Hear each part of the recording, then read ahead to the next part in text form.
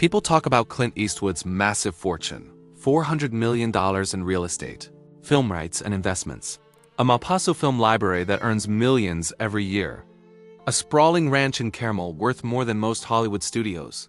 But if you ask his 8 children what truly moves them to tears, it's not the money.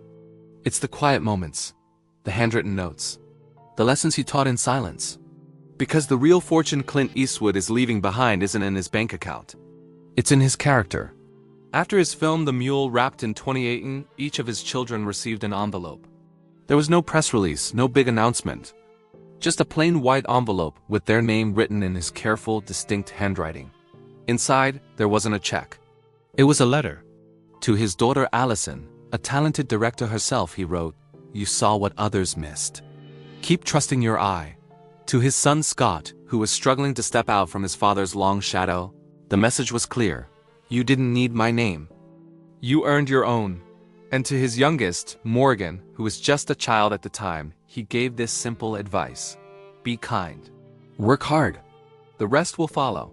Today these letters are framed and hang in their homes, not just for the words, but for the profound proof that their father truly sees them. Yes, he owns the stunning Mission Rancha, $50 million property in Carmel.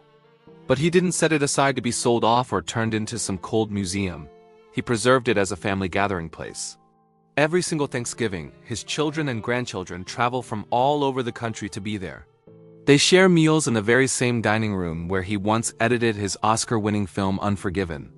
They walk the same trails where he first taught Scott how to ride a horse. As his daughter Catherine once beautifully put it, "It's not a mansion, it's a home." And he built it for us to keep coming back.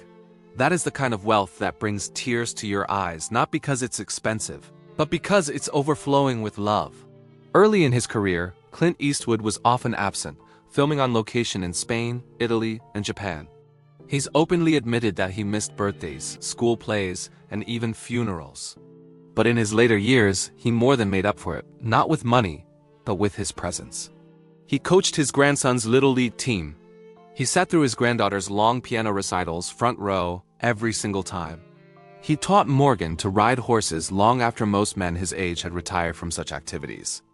And when his daughter Francesca went through a difficult divorce, he didn't just send a lawyer. He showed up at her door with a car full of groceries, stayed for a week, and never said a word about it to anyone. That's the fortune his family cries over. Not the one you read about in headlines, but the one built on quiet, steady acts of love. In the end, Clint Eastwood isn't leaving behind a will full of legal loopholes and lawyers.